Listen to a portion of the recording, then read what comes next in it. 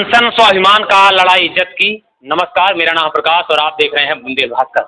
इस समय मैं चित्रकूट के राजापुर तहसील में मौजूद हूँ। मेरे सामने कुछ वकील बैठे हुए, पीछे आप देख सकते हैं कि वकील यहाँ पर बैठे हुए हैं जो कल से धरना प्रदर्शन कर रहे हैं, अनशन पे बैठे हुए हैं। आखिर क्या बात है कि आम जनमानस की लड़ाई लड़ने वाला, आम जनमानस के अधिकारों की लड़ाई लड़ने वाला अधिवक्ता आज इस परिसर में जमीन पर बैठा हुआ है और अपनी लड़ाई लड़ रहा है। हालांकि 24 घंटे से अधिक का समय हो चुका है, फिर भी अभी तक अधिवक्ता गण अपने सभी साथियों के साथ यहाँ पर बैठे हुए हैं और मुझे उम्मीद है कि अभी तक इनको न्याय नहीं मिला है। हालांकि न्याय मिला होता तो अधिवक्ता अपने चैम्बरों पर होते, ना कि एसडीएम साहब के कार्यालय के ठीक सामने बैठे होते। तो आइए पूछते हैं कि आखिर क्या कारण है। क्या नाम है आपका भाई साहब? मेरा अनुज शुक्ला एडवोकेट है। क्या मामला है अधिवक्ता जो चैम्बर पर ना बैठ करके अपने मुवक्किलों के साथ वार्तालाप ना करके यहाँ पर एसडीएम साहब के कार्यालय के ठीक सामने क्यों बैठा हुआ है? देखिए, जो हम बैठे हैं हमारी कोई विशेष मांग तो नहीं है।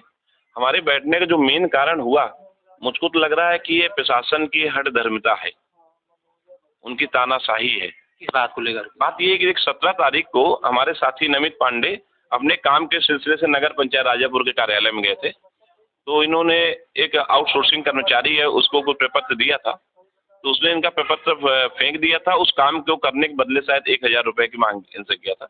इसी बात में इनकी बहस हो गई थी उससे। तो उस बहस दौरान जो भी है, और फिर उसने कहा कि इन्होंने कागज फाड़ दिया, ये फाड़ दिया। उनके पास कोई वीडियो फुटेज है, उन्होंने कहा कि हमारे कर्मचारी को इन्होंने मारा है। तो उसके बाद पूरी वीडियो भी संज्ञान नहीं दिखाया, जबकि वो कह रहे हैं कागज फाड़ा, कागज और फाड़ने कोई घटना नहीं। इन्हीं आरोपों पे नमित पांडे पे FIR 17 तारीख को ही दर्ज कर ली गई, जबकि उसी दिन नमित ने भी तहरीर दिया है। इनकी तहरीर पे राजापुर पुलिस ने कोई कार्रवाई नहीं की है, उसको जांच पे डाल दिया है। कह रहे हैं BNS के अंदर धारा 180 के अंतर्गत जांच पे है, 15 दिन बाद जो होगा इसमें निर्णय आ जाएगा।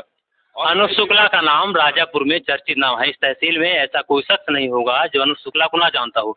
अनुज शुक्ला अक्सर अपने अधिकारों को लेकर के तहसील परिसर के किसी भी अधिकारी से लड़ने में, अपने अधिकारों के लिए लड़ने में लेकर के चर्चित है। आज फिर से एक बार अपने अपने अधिवक्ता साथी के अधिकारों के लिए आज बैठे हुए हैं और हमेशा अनुज शुक्ला अपने अधिकारों को लेकर के जंग जीतते हैं। अधिकारों की जब लड़ाई होती है, लेकिन देखना यह है कि यह जंग कहाँ तक जारी रहती है और उसमें सफलता कहाँ तक मिलती है। नमित जी, अक्सर देखा गया है कि अभी कुछ दिनों पहले प्रयागराज में एक घटना घटित हुई, जो प्रयागराज में एक हाई कोर्ट के अधिवक्ता थे और एक पुलिस चौकी इंचार्ज थे, उनके बीच की लड़ाई थी जो हाईलाइट हो गई, पूरे प्रदेश का बड़ा हाईलाइटेड मामला हो गया।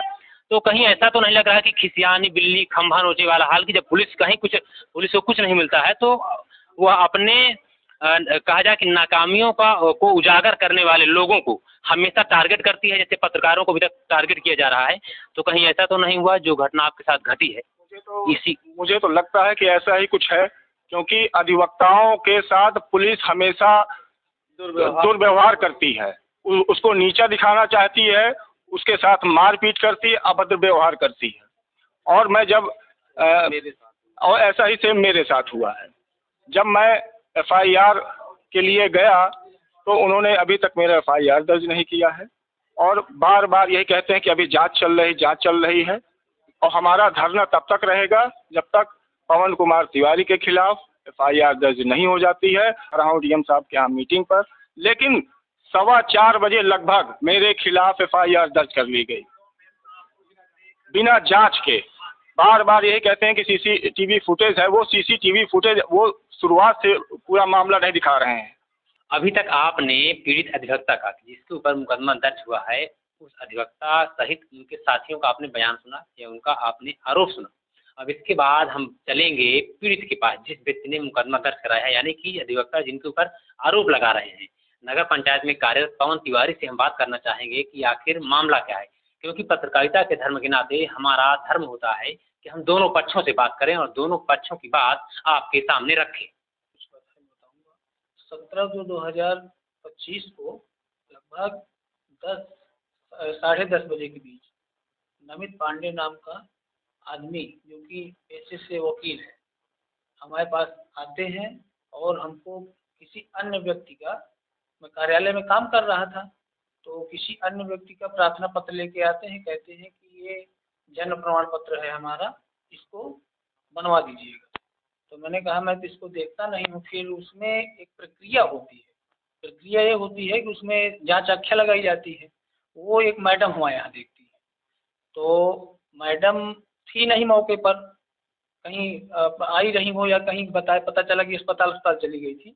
तो उन्होंने हमसे ये कहा कि ऐसा करो, इसमें गवाहों का साइन नहीं है, आप गवाहों का साइन कर दो। तो हमने कहा हम कार्यालय कर्मचारी, हम गवाहों में साइन क्यों कर दें? तो उन्होंने कहा कि नहीं कर दो, नौटंकी ना करो। तो अब और लोग थे, कहा तुम कर दो तो सब कर देंगे।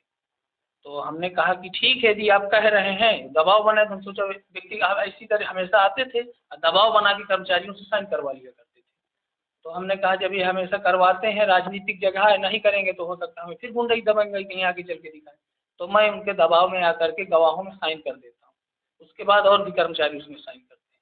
वो साइन अभी का मेरे हस्ताक्षर रखे हुए हैं और वो जिस समय किया गया सीसीटीवी फुटेज में कैद भी है। इसके बाद रहते करते वो कहते हैं कि अच्छा इसको रख लो, इसको हमको बनवा के कंप्लीट कल दे देना। तो मैंने कहा अभी देखो मैडम है नहीं, मैं रखे ले रहा हूँ, जब आएंगे तो दे देंगे। बाहर निकल के चले जाते हैं, पता नहीं फिर क्या सोच के आते हैं, कहते हैं अंगुली उठा के कि मुझे हर हाल में कंप्लीट मिलना चाहिए, जो कह रहा हूँ तो ना सुन लो।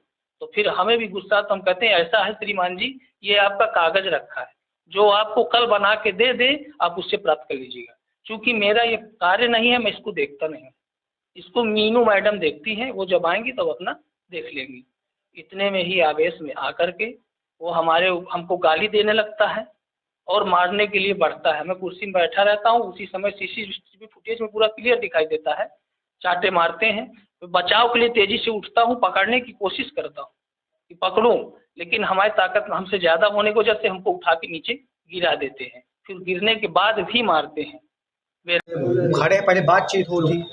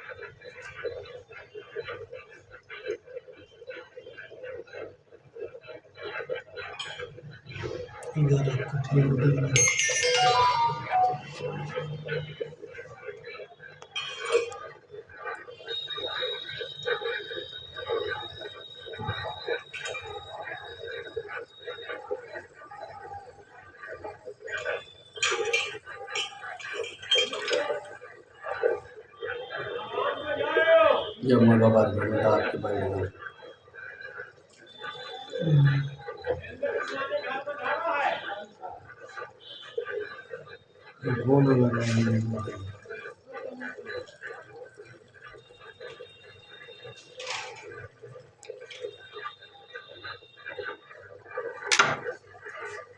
दयाशंकर अठाड़ा